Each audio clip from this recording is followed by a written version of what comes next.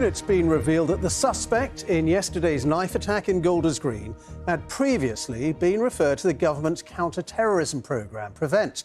2 Jewish men were stabbed in broad daylight, and the government's now announced more money for security in Jewish areas. It'll spend another £25 million, increasing the total money for the protection of Jewish communities to £58 million. That'll mean more visible police patrols and also more plainclothes police officers around Jewish community centres, schools and synagogues. Jessica Lane has the latest. In Golders Green today, life appears to be continuing as normal. People going to work, to school, to the shops. But under the surface, many are feeling scared, angry and frustrated. They'd be afraid to wear my Magen David each time because somebody will attack me or knife me. It's awful. It wasn't like that when I was growing up. I love London. I love England, but not like this. I know that the government has just increased 25 million to help the Jews, but it's all just words, isn't it? Police arrested a 45-year-old Somalian-born British national who came to the country lawfully as a child. They say he has a history of serious violence and mental health issues and that their investigation is ongoing. He had previously been referred to the government's counter-terrorism PREVENT programme. The victims have been named locally as Shloime Rand, who's 34, and Moshe Shine, who's 76. Shloime Rand's mum has told the BBC her son had been walking on the streets minding his own business and said that she is horrified these things could happen on the streets of London. Around me, people are going to prayers in the morning. I was here yesterday afternoon when the children were coming home from school. Jewish life is continuing. The community is nothing if not resilient, and it makes us take strength from our faith and from our togetherness. The government says it's taking action with an announcement of more money for increased police patrols and security in Jewish communities, but that everyone has a part to play. But we've got to make this a bigger fight. It is a fight for what we believe is the kind of country that we ought to and want to live in. So this is our fight, and it's really important, I think, that we broaden it in that way. But many are saying this is too little, too late after a series of recent events. 4 people appeared in court last week over an arson attack on Jewish community ambulances. And some say that after the stabbing at a Manchester synagogue last year, further attacks were predicted. We're feeling scared and exhausted, but we also feel abandoned and betrayed and let down by our government. I take my 7-year-old grandson to a Jewish faith school every day. He has to walk through 3 large fences and gates, past 2 banks of security guards, and regularly undergo drills to get under his desk in the event of a bomb attack. After yesterday's incident, police forces around the country say they're stepping up patrols in Jewish areas to provide reassurance and a high visibility presence in the coming days. Jessica Lane, BBC News. Well, as we've been hearing, the government is under renewed pressure to increase security in Jewish communities around the country. Our correspondent Nick Eardley has been gauging political reaction to yesterday's attack in Golders Green. The attack in Golders Green means familiar questions are being asked. What can be done to protect Jewish people in Britain? And is the government doing enough? Ministers announced £25 million of extra support this morning, but there are calls for a lot more. The independent reviewer of terrorism legislation, Jonathan Hall, said ministers should declare an emergency. There are Brits in London in particular, Manchester, but probably all around the country, who are now thinking they cannot live a normal life.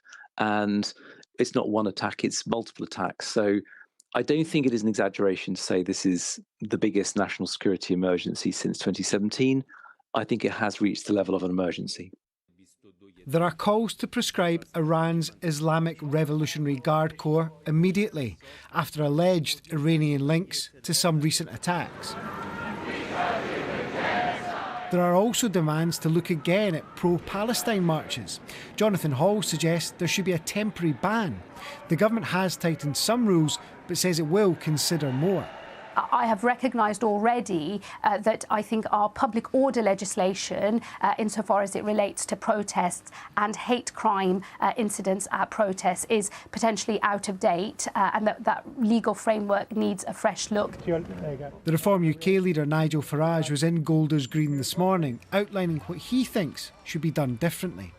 Prescribe the IRGC, expel the Iranian ambassador, prescribe the Muslim Brotherhood, say actually we're going to stand firmly here. We know the difference as a government between what is right and what is wrong. The Liberal Democrats have called on the Prime Minister to make a national address setting out how ministers will tackle anti-Semitism. The Conservatives say words need to be matched with action. It is a national emergency, and I think from the government, words are no longer enough. We always hear the government saying, oh, well, it shouldn't happen and we're going to help and all this. But the actions required to stop this happening again and again and again simply aren't being taken. Not for the first time, there's pressure on the government to make Britain's Jewish community feel safer and stop further attacks like this one. Nick Eardley, BBC News, Westminster. Well, in a moment, we'll get the very latest from Nick Eardley at Westminster. First, though, let's go to our correspondent, Sean Dilley, who's in Golders Green for us this lunchtime. Sean, what are you hearing from people there about what happened yesterday?